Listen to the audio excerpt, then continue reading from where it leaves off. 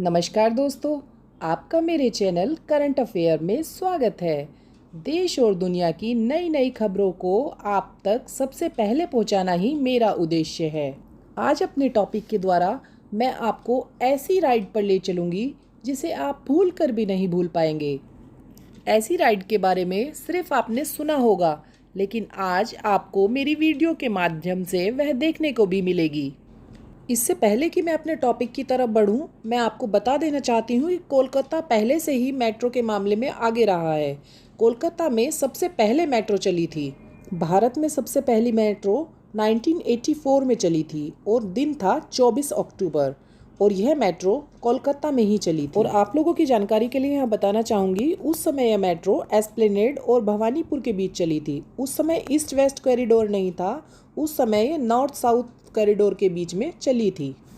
आप लोगों ने जितनी भी बार मेट्रो देखी होगी, या तो पिलर्स के ऊपर चलती हुई देखी होगी या फिर आपने देखी होगी सुरंग के अंदर चलती हुई। और हम जिस मेट्रो की बात करने वाले हैं वह पानी के अंदर से निकलकर चलेगी, और यह सब होने जा रहा है हमारे कर्नाटक शहर में। वहां पर हुगली नदी से मेट्रो होकर गुजरेगी। यह भारत की पहली अंडर वाटर मेट्रो होगी। लेकिन यहाँ पर मेट्रो के लिए एक चुनौती यह है कि जो बीच में है हुगली नदी पड़ रही है, और हुगली नदी में अगर आपको मेट्रो गुजारनी है तो उसमें या तो आपको पिलर बनाने पड़ेंगे या फिर इसके अंदर से होकर गुजारनी पड़ेगी। तो कोलकाता में जो मेट्रो बनाई जा रही है वह हुगली नदी के अंदर से निकलेगी। इसमें पानी के नीचे टनल बनाने का कार्य चल रहा है। जैसे ही हम कोलकाता अंडर वाटर मेट्रो के बारे में सुनते हैं तो ढेर से प्रश्न हमारे दिमाग में आते हैं कि इस मेट्रो को बनाने का उद्देश्य क्या है और इसकी क्या विशेषता है जो इसे अन्य मेट्रो से अलग करती है। इसमें क्या लागत आने वाली है, कौन कौन सी मशीनों का प्रयोग किया जाना है, और यह यात्रियों के लिए कब तक खुल जाएगी, यह कहां से कहां तक बनाई जानी है, और वो कौन कौन सी चुनौतियां हैं जो इस अंडर वाटर मेट्रो को बनाते समय इंजीनियर्स के सामने देखने को मिल सकती हैं।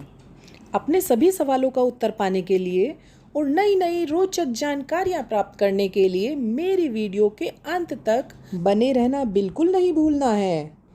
तो फिर अपने टॉपिक को शुरू करने से पहले आपका ज्ञान बढ़ाने के लिए हम बढ़ते हैं आज के सवाल की तरफ। हमारा आज का सवाल है, कर्नाटक मेट्रो किस मंत्रालय के अंतर्गत कार्य करती है? जिसको इस उत्तर की जानकारी है वह अपना उत्तर मुझे कमेंट बॉक्स में लिख सकते हैं, और जिन्हें उत्तर की जानकारी नहीं है वो वीडियो के अंत का इंतजार कर सकते हैं। तो दोस्तों, हम चलते हैं कोलकाता वाटर मेट्रो के सफर की ओर। चलो शुरू करते हैं आज का टॉपिक। तो चलो अब बात कर लेते हैं अपनी आश्चर्यचकित करने वाली कोलकाता वाटर मेट्रो के बारे में। कोलकाता वाटर मेट्रो पूर्वी और पश्चिम मेट्रो कॉरिडोर की परियोजना का हिस्सा है। अब बात करते हैं इसे ईस्ट वेस्ट प्रोजेक्ट ही क्यों कहा गया, क्योंकि अगर आप मैप में देखें तो कोलकाता ईस्ट की तरफ है और हावड़ा वेस्ट की तरफ है, और यह परियोजना कोलकाता और हावड़ा को जोड़ने का काम करेगी। इस मेट्रो की सबसे बड़ी विशेषता यही है कि यह गंगा नदी की सहायक नदी हुगली नदी जो है उसके नीचे से होकर गुजरेगी। विश्व के कई देशों में तो इस प्रकार की मेट्रो पहले से ही चलाई जा रही है। भारत में ऐसा पहली बार हो रहा है कि कोई मेट्रो ट्रेन पानी के अंदर से निकलकर चलेगी, जो अपने आप में एक नए तरह का अनुभव होगा जो हमें हुगली नदी को पार करने के बाद मिलेगा। यह जो मेट्रो है यह salt lake sector 5 IT hub से पश्चिम में हावड़ा मैदान को जोड़ती है। बीच में हुगली नदी आ जाने के कारण जो पश्चिमी बंगाल की राजधानी कोलकाता है और जो वो हावड़ा है वह अलग अलग नजर आते हैं, लेकिन अब इस मेट्रो के माध्यम से वो आपस में जुड़ जाएंगे। इस मेट्रो प्रोजेक्ट में ईस्ट वेस्ट कॉरिडोर से एक सुरंग को निकाला जाएगा जो कि 500 मीटर तक फैली है। अब बात करते हैं वह सुरंग का मुंह कितना बड़ा होगा। तो सुरंग का अगर व्यास देखा जाए अंदर की साइड से अगर आप देखते हो तो वह 5.5 मीटर होगा, और बाहरी ओर से अगर आप देखते हो तो 6.1 मीटर होगा। अब बात करते हैं इसकी गहराई की। यह नदी तल से 13 मीटर नीचे और सतह से 33 मीटर नीचे होगी, जो लगभग 11 या 12 मंजिल के बराबर होगी। अब तक के रिकॉर्ड के अनुसार दिल्ली का चावड़ी बाजार जो मेट्रो स्टेशन है वो सबसे गहरा मेट्रो स्टेशन था, जो कि 28 मीटर था, लेकिन अब इसने उस रिकॉर्ड को तोड़ दिया है क्योंकि यह जो मेट्रो स्टेशन बनेगा यह 33 मीटर गहरा बनेगा।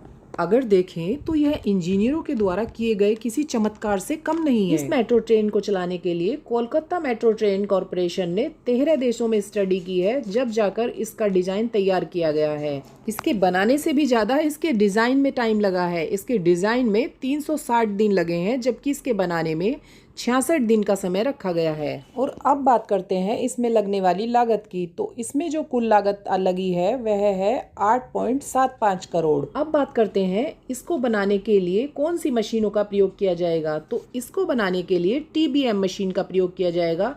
जैसा कि मेरे द्वारा पहले भी बताया जा चुका है कि TBM का मतलब होता है टनल बोरिंग मशीन। मैं अपनी पहली वीडियो में भी बता चुकी हूँ। इन टनल मशीन को जर्मनी से मंगाया गया है और इनका नाम प्रेरणा और रचना रखा गया है। और अब बात करते हैं ये टनल बोरिंग मशीन काम कैसे करती है।